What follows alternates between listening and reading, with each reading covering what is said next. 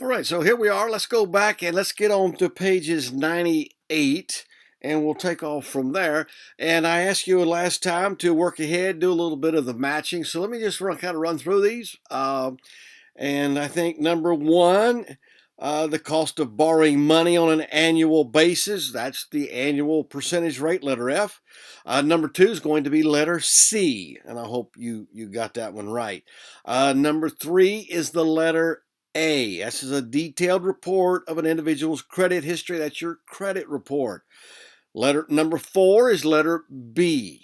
Number five is letter G. And number six is about your credit score. All right, so that's easy enough to figure out. Number seven, it's a yearly fee, annual fee, letter H. That was pretty much a gimme. Number eight then is our last one. That's the debt snowball, and this comes up a lot. I talk to people all the time. They have debt, and they want to know what to do and what's the best way to attack it. And the best way to attack it is the debt snowball method that we talked a little bit anyway. All right. Now, on the multiple choice side, you must establish credit in order to buy a house. Is that true or false? Now, I know it sounds like it has to be true, but that's false, and we talked about that. Number 10, if you're a victim of identity theft, you are only responsible for paying back half the debt. False. No, you're not responsible. No, it's not. It's a theft. It's not yours. Okay, so you're good there. Number 11, which of the following is not a factor in determining, and it's not a factor in determining a FICO score? Paying cash for all purchases. I mean, isn't that crazy? I mean, think about that. It's supposed to be a fair report, right? I mean, I guess it's fair, but if you paid cash for everything and all the way up to age 50, your credit score is not going to be very good. You could pay cash for a car. You could pay cash for a house. You could pay cash for everything. And then about age 50, you say, well, you think I'm going to go borrow $5,000? And they say, well, we don't think we can loan you the money because you might not be very good with your money. I mean, is that fair? No, you're very good with money. Anyway, be that as it may, paying cash doesn't factor in. You'd think that would help. Nope, it doesn't. $1 million in your bank account will not help it. You could become a billionaire tomorrow. Your credit score is not moving. All right. Number 12, which of the following is not a good idea for getting out of debt? To borrow money from your parents to pay off the debt. Because here's the deal. People call me all the time, and they say, well, we're thinking about borrowing more money. We're thinking about consolidating our loan. Most of the time, there's no need to do that. I was talking to a person recently, and they had several credit cards, and I said, well, look, we'll do this, and boom, it'll be gone in a couple months. We're going to do this one, it's going to be gone. They're like, oh, yeah, you're right. I mean, and it's just something you see all these credit cards, and you think, well, if I just go get one loan for $30,000, I only have one bill. Well, you're just going. It's just not a good idea for the most part to go borrow to get out of debt. That's not usually how it works. There's usually other ways. That snowball's the best way to get out of debt. All right, which of the following things cannot be done with a debit card, but it can be done with a credit card? Go into debt because debit card is cash right out of the bank account. So once again, we want to use the debit card. It's just a great tool. Now, on the short answer, I don't know what you're going to put in the blanks here, or what you may have written down, but why is an adjustable rate mortgage a bad idea? Now, I know mortgage rates are low today, very, very low. It's like you wouldn't even think about it. But let's just say rates were different.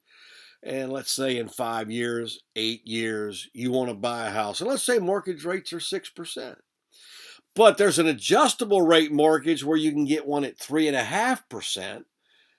But the problem is it'll go up. It'll even go past the 6. So these are just not a good idea. For the most part, I mean, we want you to get a 15-year fixed loan. That's going to be the best route to go. All right, because you don't want to get to the point where your mortgage payment rises so high you struggle to pay it, and we certainly don't want you to lose your house. All right, so stay away from those. Let's just stick with the 15-year mortgage and go from there. Explain why financing a car is a bad idea. Well, because here's the, if you borrow money and pay interest on a depreciating item, you're getting hit on both sides. The car is going down in value and you're paying interest. That's not a good idea. Now, if you get a new car, I mean, as soon as you drive it off the lot, you've lost several $1,000s. So we're just trying not to do that because it's a depreciating. See, at least when you get a mortgage on your home, for the most part, housing will go up. I know you weren't around at that particular time. You wouldn't recall the housing crisis. I know you can have times when housing goes down in price, but for the most part, historically, houses have gone up and so on. So a little bit different there, but we want you to not borrow for a car. All right. And you'd be surprised how many people they'll have a $10,000 car and they owe $18,000. You're like, well, how does that happen? Well, because when they bought it, it was worth $20,000, so they took out an $18,000 loan, and they've hardly paid anything down, and it's lost value. Now you'd be surprised how many. I don't. 80% of the people I talk to, well, we owe this on our car, but it's only worth this, so I mean, I can't. It's a mess. I mean, it's a mess. It's a mess. Describe the negative consequences of taking on debt. Okay, well, if you have a lot of debt, then you're not investing in your future. If you remember the chart on page 40, if you're paying on debt, can you invest every month? A lot of people can't. A lot of people can't. So you're robbing your own future. Why would you do that? All right, so that's why we're not doing that. And then explain how the debt snowball works. So let me just reiterate how that goes.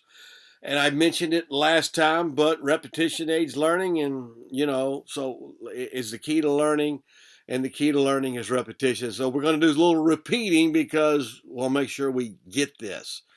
All right, so a debt snowball. Let's say you have a credit card. And I'll make it basic numbers. All right, so let's say you have a credit card. You owe $1,000.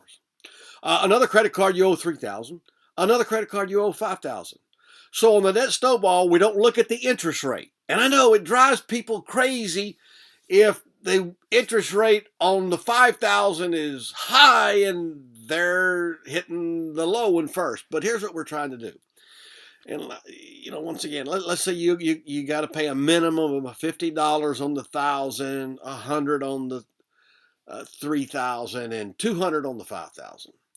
Well, what we're going to do is we're just going to pay the minimum. We're going to try to beef up the $50 on the 1,000 and get the $1,000 done. Get it out of the way. All right, so a few months down the road, maybe we can come up with another $100 or more a month.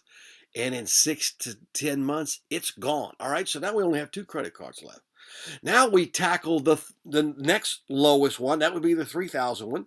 And so we start sending them. We had $50 from the first credit card, plus what we were paying them. We add that to the payment, and we get rid of the $3,000 credit card. And then we attack the last one. All right, and then when that's done, we're out of debt. So that's the debt snowball.